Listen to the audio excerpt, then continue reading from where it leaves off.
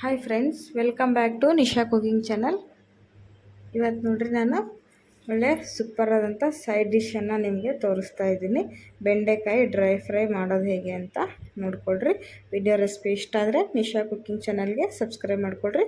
Family friends ಜೊತೆ share ಮಾಡ್ಕೊಳ್ರಿ. ಹಾಗಾದರೆ ವಿಡಿಯೋನ ಸ್ಕಿಪ್ ಮಾಡದೆ ನೋಡಿ ಸಪೋರ್ಟ್ ಮಾಡಿ. ಇಲ್ಲಿ ನೋಡಿರಿ, ಬೆಂಡೆಕಾಯಿನ ವಾಶ್ ಮಾಡಿ ಬಟ್ಟೆಯಿಂದ ಒರೆಸ್ಬಿಟ್ಟು ಅದರಲ್ಲಿ ನೀರಿನ ಅಂಶ ಇಲ್ಲದೆ ಇರೋ ಥರ ಒರೆಸ್ಕೊಳ್ರಿ.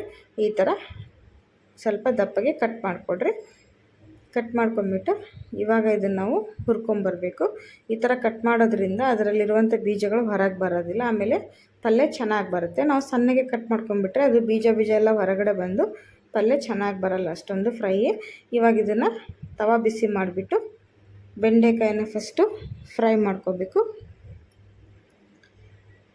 ಈಗ ಬಿಸಿ ತವಾದ ಮೇಲೆ ಬೆಂಡೆಕಾಯಿ ಹಾಕಿಬಿಟ್ಟು ಒಂದು 2 ನಿಮಿಷ ಫ್ರೈ ಮಾಡಿಕೊಡ್ರಿ. ಇದು ಸ್ವಲ್ಪ ಫ್ರೈ ಆಗೋಕ್ಕೆ ಟೈಮ್ ತೊಗೊಳುತ್ತೆ. ಒಂದು 2 ನಿಮಿಷ ನಿಧಾನವಾಗಿ ಹುರ್ಕೊಳ್ರಿ, ಚೆನ್ನಾಗಿ ಬರುತ್ತೆ ಟೇಸ್ಟು. ಈಗ 1 ಸ್ಪೂನ್ ಎಣ್ಣೆ ಹಾಕಿಬಿಟ್ಟು ಸ್ವಲ್ಪ ಬ್ರೌನ್ ಕಲರ್ ಬರೋವರೆಗೂ ಎರಡೂ ಕಡೆ ಈ ಥರ ತಿರುಗಿಸ್ತಾ ಹುರಿಯಿರಿ. ಅಂದರೆ ಚೆನ್ನಾಗಿ ಹುರಿಯುತ್ತೆ, ಟೇಸ್ಟ್ ಕೂಡ ಸೂಪರ್ ಬರುತ್ತೆ. ಇದು ಯಾಕೆ ಹುರಿಬೇಕು ಅಂದರೆ ಅದರಲ್ಲಿರೋ ಲೋಳೆ ಅಂಶ ಹೋಗುತ್ತೆ. ಬೆಂಡೆಕಾಯಿ ಈ ಥರ ಹುರಿದು ಮಾಡೋದ್ರಿಂದ. ನಾವು ಹಾಗೆ ಡೈರೆಕ್ಟಾಗಿ ಮಾಡಿದ್ರೆ ಅದು ಲೋಳೆ ಆಗಿ ಚೆನ್ನಾಗಿರಲ್ಲ ತಿನ್ನೋಕ್ಕೆ ಪಲ್ಯ. ಈ ಥರ ಫ್ರೈ ಮಾಡಿಕೊಡ್ರಿ. ಫಸ್ಟೇ ನಾವು ಬ್ರೌನ್ ಕಲರ್ ಬರೋವರೆಗೂ ಫ್ರೈ ಮಾಡಿಕೊಂಡ್ರೆ ಟೇಸ್ಟಿಯಾಗಿ ಬರುತ್ತೆ ಪಲ್ಯ.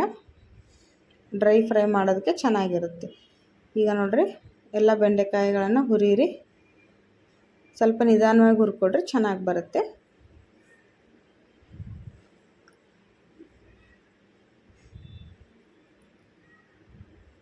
ಹೀಗೆ 1 ನಿಮಿಷ ಹುರಿದ ಮೇಲೆ ನೋಡಿರಿ, ಈ ಥರ ಕೆಂಪಿಗೆ ಆಗಬೇಕು. ಅಲ್ಲಿವರೆಗೂ ಫ್ರೈ ಮಾಡಿಕೊಡ್ರಿ. ಇವಾಗ ಆಗಿದೆ.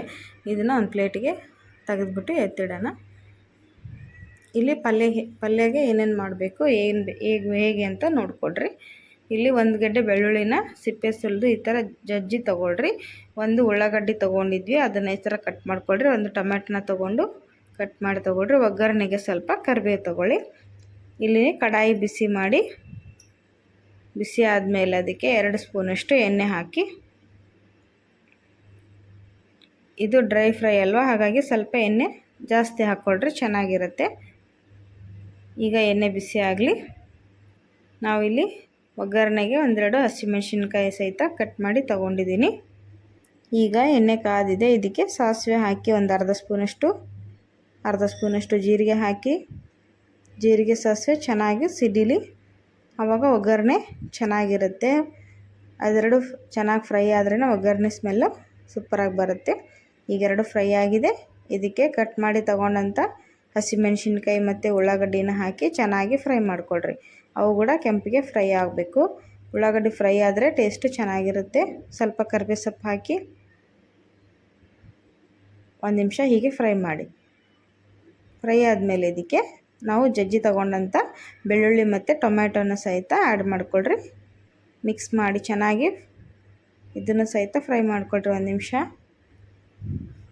ಬೆಳ್ಳುಳ್ಳಿ ಹಾಕೋದ್ರಿಂದನೂ ಪಲ್ಯ ಸೂಪರ್ ಟೇಸ್ಟಾಗಿ ಬರುತ್ತೆ, ಹಾಗಾಗಿ ಹಾಕ್ಕೊಡ್ರಿ. ತಿನ್ನದೇ ಇರೋರು ಸ್ಕಿಪ್ ಮಾಡ್ಬೋದು. ಈಗ ಹೀಗೆ 1 ನಿಮಿಷ ಫ್ರೈ ಮಾಡಿಕೊಡ್ರಿ. ಎಲ್ಲ ಮೆತ್ತಗೆ ಫ್ರೈ ಆದಮೇಲೆ ಇಲ್ಲಿ ನಾವು ಫಸ್ಟು ಹುರಿದು ತೊಗೊಂಡಂಥ ಬೆಂಡೆಕಾಯಿನ ಇವಾಗ ಇದಕ್ಕೆ ಸೇರಿಸಿ ಒಗ್ಗರಣೆಗೆ.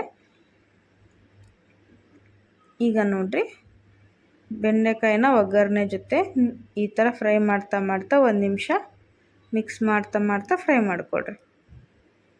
ನಾವು ಫಸ್ಟೇ ಹುರ್ಕೊಂಡಿರೋದ್ರಿಂದ ನೋಡಿರಿ, ಇಲ್ಲಿ ಅದು ನೀರಿನ ಅಂಶ ಬಿಡ್ತಾ ಇಲ್ಲ.